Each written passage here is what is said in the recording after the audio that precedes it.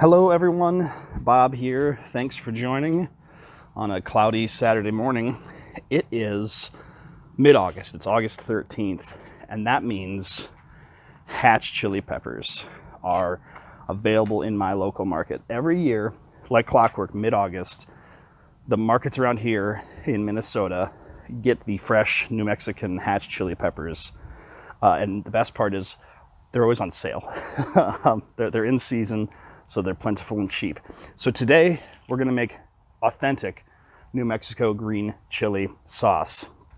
And that starts with roasting the peppers. Some of you will be familiar with this scene in like a supermarket, grocery store parking lot where there's a giant wire drum that's sort of open. It's like wrought iron, corrugated. Anyway, lots of holes in it. And they'll fill that drum half full of the peppers.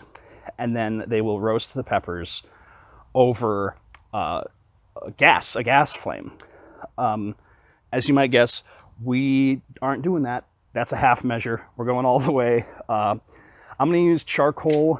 I could use wood. I've got some hickory and some apple wood, but I think that would be distracting from the flavor of the peppers, and the peppers are the star of the show here. So we are going to use just plain charcoal and get these peppers nice and charred and then put together our sauce indoors. So the first step, of course, is to collect our gear. I've got our peppers. These are labeled as hot hatch chilies, and these ones are labeled as mild. I don't really know how much of a difference there is. You can see size-wise, it does appear to be a difference. The mild ones are very long. The hot ones are shorter. I can't account for that. They're both labeled as hatch peppers from New Mexico. We're also going to need at least one large bowl. And this one has a tight-fitting lid, which we will need, and I'll show you later why. Otherwise, plastic wrap or foil would work. We're going to need some grill gloves or heat mitts, something like that to keep your hands safe, oven mitts. A nice pair of tongs. And then, of course, charcoal, whatever you use to start your charcoal chimney, and the grill grate. So we'll get this grill sparked up, and then we'll check back in. Okay, our coals are warming up, so let's talk a little bit more about these peppers. So again, we've got some hot and some mild hatch chilies here. And the breakdown, I actually weighed these, is exactly what I wanted. It's about 2 parts hot, 1 part mild. You can do whatever you want, of course, if you want to go more mild or more hot. In New Mexico, I've had green chili both ways. I've had it very mild and I've had it screaming hot. So I like to do 2 to 1 because I like to share this sauce, and that gives you a heat level that's noticeable, but shouldn't knock the doors off or anything like that. One more note about the peppers while our coals are heating up. You might look at these and think, oh, well, these just look like Anaheim peppers, and they do. They're very similar, but they're not the same. And there are a few good reasons to make sure that you use hatch chilies for this sauce.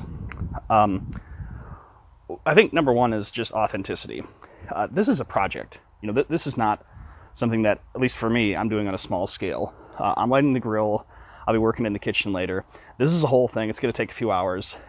And if I'm going to invest in a project like that, I want it to be as authentic as possible. So I'm not going to use the Anaheims. I'm going to wait until hatch season, and then I'm going to make enough sauce to last the year. But another great reason is that these show up, as I've said, all at once at the store, and in abundance, and at a really cheap price. Like a lot of good things like corn and tomatoes, they tend to be the lowest priced when they're the ripest and most abundant. That's my experience with these peppers too. So using the actual hatch chilies when they're in season is probably going to save you money also. So if you want a practical reason to use the real thing, there you go. Okay, it's been 20 minutes. Our coals are really burning. A little bit black on top still, but you can see some gray. This is good enough for me. So I'm going to pour the coals on one side of my kettle grill. And I like to take the chimney and kind of even things out a little bit. Try to make a pretty even layer and do exactly half of the grill. Get rid of this extremely hot chimney. And on the grill, I have the baffles completely opened. So the intakes in the bottom are totally opened, and we're actually going to leave the top completely open. We're never going to put the lid on during cooking. So all I need now is the grate. And I'm going to put it on like this. You can see that the line here is sort of the line between where there are coals and where they're not. And I'm doing that on purpose because we're going to have a hot side and a cold side. And the way this is going to work is we're going to take our peppers, we're going to load up the cold side, and then we are going to rotate the grate and let those cook over the hot side. While that's happening, we're going to load up the cold side again with more peppers. And when these peppers are charred on one side, their first side, we'll rotate the whole thing so the new raw peppers will be on the hot side, and we can use our tongs to turn the peppers that are halfway cooked. And that way we'll be cooking really quickly and efficiently and not wasting a bunch of time trying to turn the peppers when they're over the hottest part of the grill. So I'm going to load up the cold side and get cooking. We are cooking. So peppers are now over the hottest part of the grill. You can hear some popping. That's normal. I can't tell you how long it's going to take for this. We just have to cook them until they're charred. So you can see here we're starting to get some charring. That's not enough. We want it to be pretty completely charred all the way around, which again is going to take some rotating. But I can't tell you how long that's going to take. It depends on the environmental conditions on your charcoal, your peppers, etc. You're just going to have to cook it until it's done. You might notice I didn't put any oil on the grate or on the peppers. I know some people say to oil the peppers first. I don't find that necessary. They're just raw peppers right on the grate. So I'll keep checking on these, and hopefully we'll get some nice char here in a couple minutes. Here is our first example of a finished pepper. You can see that this thing is charred all over. Almost all of it, like 95%. And it's a little bit limp, so it's a little bit cooked. So we're going to take that cooked pepper, throw it in our large bowl, and we are going to put the lid on. And this is a sort of a tight-fitting lid. It nests in there, and that's good because we want to trap the heat and let these peppers steam to help the skins loosen up and kind of cook the peppers more as they rest. So I'm going to just keep doing that. As peppers are ready, I'm going to take them off and put them in the bowl. I've got 9 pounds of peppers, so this is going to take a while. We'll check back in when that's done. A quick note here, some of these peppers might char up so fast that you'll think to yourself, well, this is probably not tender, it's probably not cooked through. Don't worry about that. It probably is. And even if it isn't, take a look at this. Look how hot this is, just steaming. This bowl, you couldn't touch the side of it without burning yourself.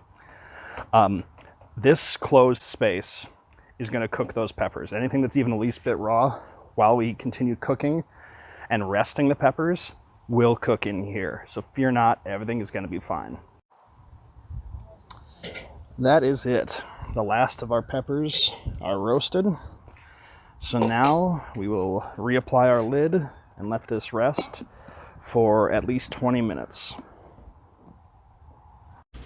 Okay, the next step after resting our peppers is to peel them. So I've got all of our peppers here. Keep in mind that if it's only been 20 minutes, like I said, these might still be warm, so just be careful you don't burn yourself. Peeling them should be easy. If it's tough, that means you probably didn't char them enough. Just take a pepper out and start grabbing the peel. It should come right off. Don't worry if it doesn't come in big, perfect sections. You're gonna have to grab several times, but it really should be pretty easy. Once you have the peel completely off, I like to move on to the next pepper. You could just go ahead and de-seed and chop this right away, but I will instead put the peeled pepper in another bowl, and then I'll move on and I'll just keep peeling until they're all done, and then I'll move on to de-seeding and cutting. We are done peeling the peppers, and here's what we've got. You can see most of the peppers are sort of an olive drab color. There are little flecks in some places of peel left. That's not a big deal. Around the tops, you'll see there's more peel where the stems are. We're going to cut all those off, so we don't care about that at all. So these look great and are ready now to be de-seeded and chopped. The other thing we have is this liquid. This is the bowl that the peppers were resting in. This is basically pepper extract, so we're not going to throw this away. We're going to save this, and we're going to use this as liquid for our sauce when we cook later on. Okay, de-seeding and prepping the peppers is simple. So the first thing we're going to do is cut the top off, and just throw that away. And then you can either use your fingers or a knife to gently score the pepper lengthwise, like that, to kind of unfold it. And you can see now we have access to the seeds. I'm going to turn this around and just take your knife, or a board scraper would work fine, a bench scraper, and just scrape all those seeds off easily enough. And fold this back over, roughly chop, and that's it. We will put this in a bowl, and eventually we'll need to measure the entire volume that we have, but for now we're just going to throw them back into this large bowl. Okay, peeling and chopping is done. I ended up with 8 cups, approximately, just a little bit under, of roughly chopped roasted chilies, and 3/4 of a cup of the chili broth, the liquid that collected in the bottom of the bowls. The recipe, I don't follow the recipe that I'm going to share in the comments below exactly. It calls for a cup of green chili per every 1.5 cups of liquid that goes into the sauce.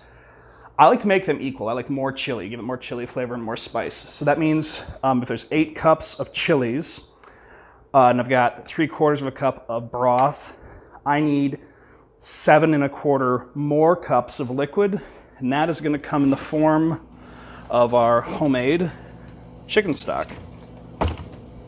So I'll get this out of the freezer, let it start thawing, and then we will pick up our sauce making in a little bit.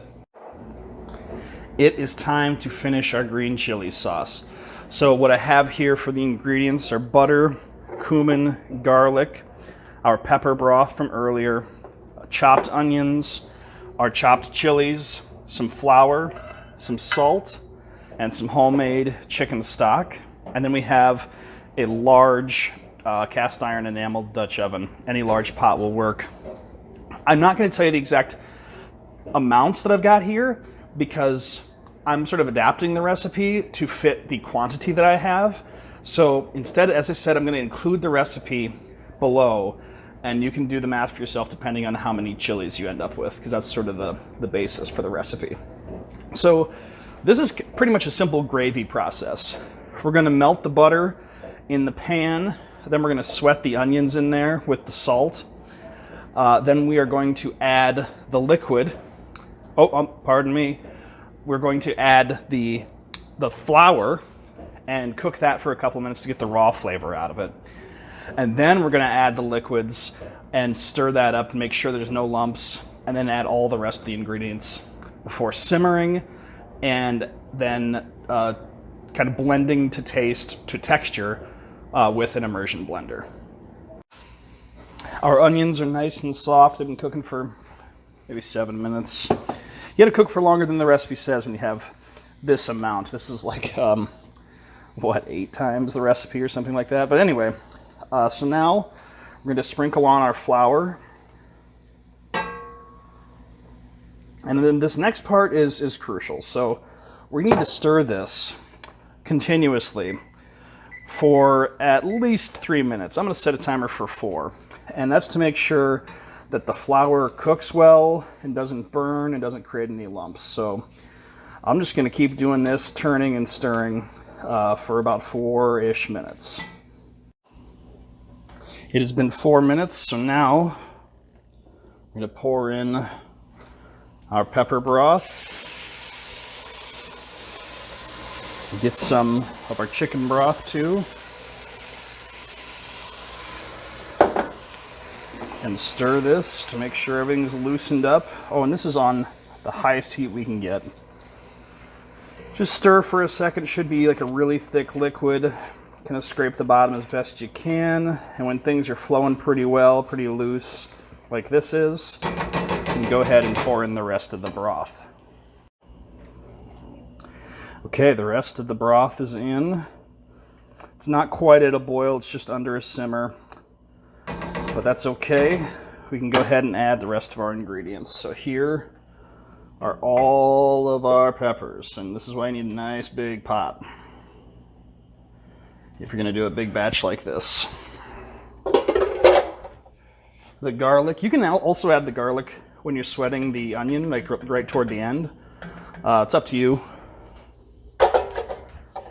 And then the rest of our salt. And the only thing we're going to wait on is the cumin.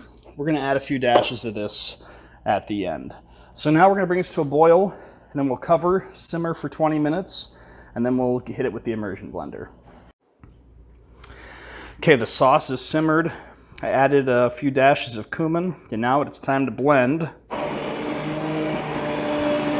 The key here is to not blend it to a puree. We want to leave some of the chunks in there, so we're just going to blend it a little bit so we get a nice smooth sauce with some chunks of chili pepper.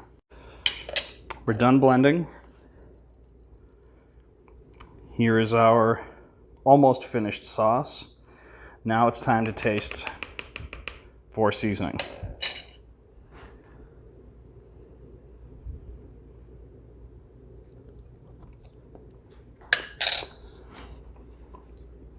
Could use a little salt. No surprise there. Definitely has a nice heat to it and some good pepper flavor. So that's about it. I'm just going to add some more salt and mix this up and then let it cool, and then I will portion it out into Gladware containers or Tupperware, whatever I have, and then we'll freeze it until we're ready to use it or give it away. But that is it for making our homemade New Mexico green chili sauce. I hope you try this for yourself, and thank you for watching.